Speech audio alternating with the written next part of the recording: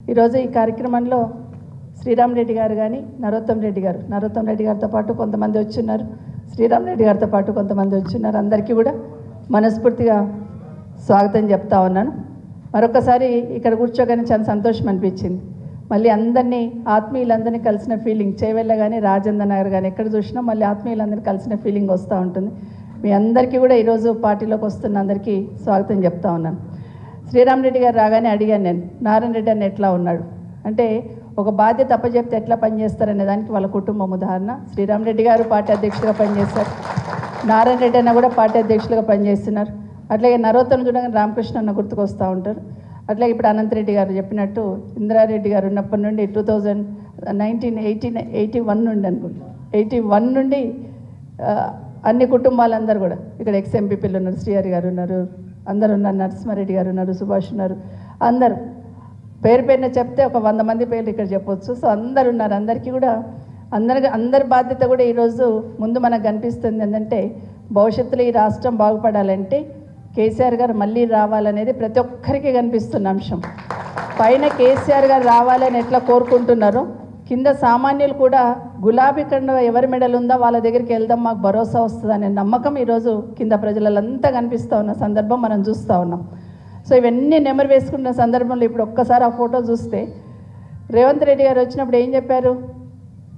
కేసీఆర్ నిశానా జరిపేస్తానని అన్నాడు. అందులో ఒక్క నిశానా జరపగలుగుతాడా? ఒక్క నిశానా, వేరే ఏమొద్దు, ఉన్న దాంట్లో ఒక్క నిశానా జరపగలుగుతాడో చూడాలి. మరొక మీటింగ్ పోతే ఒక రైతన్న అంటా ఉన్నాడు, ఒక లేడీ కళ్యాణ లక్ష్మి చెక్కులు ఇస్తున్న దాంట్లో పోతూ ఉంటే 2 సార్లు ఎగ్గొట్టిండు రైతు బంధమ్మ. కేసీఆర్ పుణ్యాత్ముడు, ఆయన వర్షం పడంగానే ఇస్తుండే, కలుపు తీయతామంటే వస్తుండే, 2 సార్లు ఎగ్గొట్టిండు అని తిడుతూ ఉన్నాడు. రైతు బంధు అంటే కేసీఆర్ గుర్తుకొస్తాడు.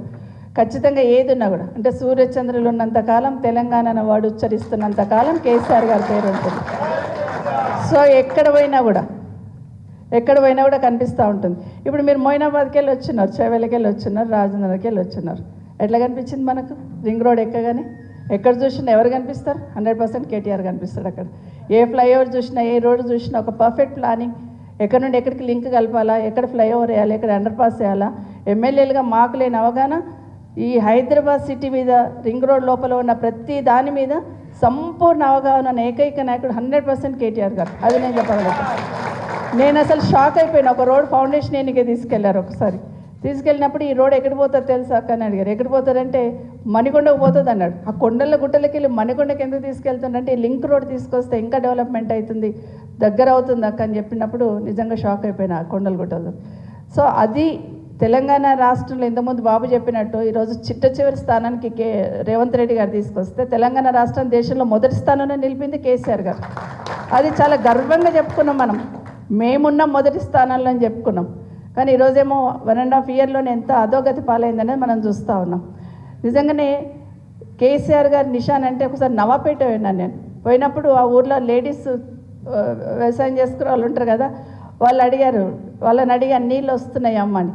కేసీఆర్ నీళ్ళ బిడ్డ అన్నది. కేసీఆర్ నీళ్ళు అంటే నాకు అర్థం కాలేదు స్టార్టింగ్లో. కేసీఆర్ నీళ్ళు ఏంటి, మంచినీళ్ళు నల్లలలో వస్తున్నాయి అంటే, గవే బిడ్డ కేసీఆర్ నీళ్ళ అన్నారు.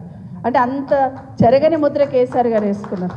ఈరోజు గ్రామాలకు వెళ్తున్నప్పుడు మనం చెట్లు చూస్తున్నాం. నరోత్తం ఇంతకుముందు చెప్పినట్టు సర్పంచ్లకు గర్వంగా పనిచేసినామని. ఆ చెట్లను ఏమంటారు? కేసీఆర్ చెట్లే అంటారు. కేసీఆర్ చెట్లు, కేసీఆర్ నీళ్ళు.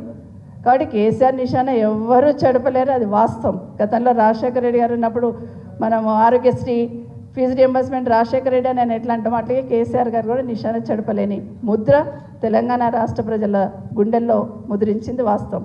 కాబట్టి 1.5 సంవత్సరంలోనే అయ్యో కేసీఆర్ని ఓడగొట్టుకున్నాం, ఎట్లాగైనా కేసీఆర్ గారు వెనక్కి రావాలి అనేది ప్రతి ఒక్కరు ఆకాంక్షిస్తున్నారు. మన మోయినాబాద్కి వెళ్ళి వచ్చినారు. మీరు 111 జీవో దియగానే మీరు ఏం చేసినారు? సంబరాలు చేసుకున్నారు. బాబాయ్ ఇంకెక్కడికో వెళ్ళిపోతాం మేమని. జస్ట్ దాన్ని జీవో ఇంప్లిమెంటేషన్ చేస్తున్న మన టైంలోనే ఎలక్షన్స్ వచ్చినాయి. కానీ ఇప్పుడు ఈ గవర్నమెంట్ వచ్చినాక ఏం చేసింది? ఒక్కసారి అడుగుతున్నారా? ఒక్కసారి అడిగితే దానికి సమాధానం చెప్పే దిక్కులేరు. 111 జీవో దేవుడారు కానీ హైడ్రా తీసుకొచ్చి మనను కథం పట్టించే పని అయితే ఆగం చేసింది. హైడ్రా తీసుకొచ్చి ఆగం చేసింది. ఇది మనం చూస్తూ ఉన్నాం. ఒకరోజు ఒక మీటింగ్లో కేసీఆర్ గారితో నేను కూడా ఒక మీటింగ్లో, రివ్యూ మీటింగ్లో ఉన్నాను. అయితే వర్షాలు పడుతూ ఉన్నాయి. అప్పుడే వర్షాకాలంలో అన్న దగ్గర ఆఫీస్కి చైర్కి ఎదురుగుండా గోడ మీద తనే గూగుల్లో పోయి చూసుకునేవాడు ఏదున్నా కూడా. మీటింగ్ అవుతూనే ఉంది, ఇమీడియట్గా గూగుల్లోకి వెళ్ళిపోయి చెక్ చేస్తూ ఉన్నారు. ఏమనంటే కాళేశ్వరంకి వెళ్ళి కాలువల ద్వారా నీళ్ళు వస్తున్నాయి, మరి చెరువులు నింపుకున్నారా లేదా అని ముందు పోయి సిద్దిపేట అక్కడంతా చూస్తున్నారు, అట్లాగే సిరిసిల్ల అంటే కరీంనగర్, మెదక్, ఉమ్మడి మెదక్ అదంతా చూస్తున్నారు. తర్వాత నల్గొండకు వచ్చిన్నారు. మాకు అర్థం కాలే ఏం చూస్తున్నారా అని మేము కూడా అట్లా చూస్తూ ఉన్నాం. చూపిస్తూ ఉంటే నల్గొండకి వెళ్ళగానే అన్ని చెరువులు నింపుకున్న తర్వాత ఒక చెరువు ఖాళీగా అనిపించింది. వెనుకనే జగదీశ్వర్ రెడ్డి గారికి ఫోన్ చేశారు. ఏంటి పలానా ఊళ్ళో పలానా చెరువు ఖాళీ ఉంది, ఆ కాలువలో నీళ్ళు ఉన్నాయి, చెరువు నింపుకోవచ్చు కదా అన్నారు.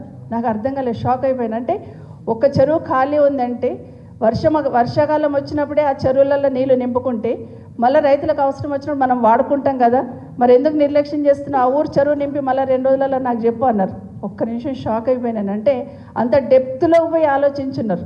అంటే రైతన్నకి ఇబ్బంది ఉండొద్దు, రాష్ట్రం కరువుల పాలు కావద్దు, కరువుల కాటకాలు రావద్దు అనే ఆలోచనతో ఫోన్ పెట్టేసిన తర్వాత నేను అడిగాను అన్నకి, అన్న నాకు కొంచెం బాధ వేస్తుంది అన్న. ఎందుకమ్మా అన్నారు. అంటే కాళేశ్వరం పూర్తి చేస్తే అక్కడ అన్ని చెరువులు నింపబడుతుంది, మరి మా రంగారెడ్డి మా వికారాబాద్లో చెరువులు ఎప్పుడు నిండాలన్నా అని అడిగాను. అంటే ఒక్క మాట అన్నారు, నిజమేనమ్మా తెలంగాణ రాష్ట్రం రావాలనుకున్నప్పుడు కాళేశ్వరం పూర్తి చేసి అక్కడ అన్ని కూడా నీళ్ళు ఇస్తున్న సందర్భంలో పాలమూరు రంగారెడ్డి పూర్తి చేసి కూడా ఇక్కడున్న వాళ్ళు కూడా నీళ్ళు ఇస్తే రాష్ట్రం ఉన్న ప్రతి రైతన్నకు నీళ్ళు ఇచ్చాననే తృప్తి నాకు ఉంటుందమ్మా, ఒక్క కోరిక నాదే అన్నారు. అంత గొప్పగా చెప్పారు కేసీఆర్ గారు. సో అంత తపన పడేవాళ్ళు.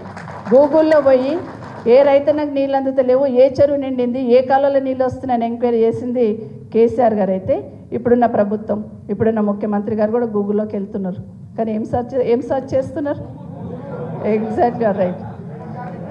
మామిడిపల్లిలో భూములు ఖాళీ ఉన్నాయా, కందుకూరులో భూములు ఖాళీ ఉన్నాయా, పుప్పాలగూడలో భూములు ఖాళీ ఉన్నాయా, ఎక్కడెక్కడ భూములు ఖాళీ ఉన్నాయి, ఎక్కడెక్కడ ఇమీడియట్గా తీసుకోవచ్చు, ఎక్కడెక్కడ అమ్ముకోవచ్చు, అవకాశం ఉంటే ఎక్కడెక్కడ మనం రాసుకోవచ్చు. ఇది ఇప్పుడున్న ప్రభుత్వం చూస్తూ ఉన్నారు. కాబట్టి ఆ ప్రభుత్వానికి ఈ ప్రభుత్వానికి తేడా. ఇక్కడ రైతన్న చేస్తారంటే వాళ్ళకు పట్టదు. నిన్న మనం ఒక ఫోటో చూసినాం, గుండె తరుక్కుపోతుంటుంది.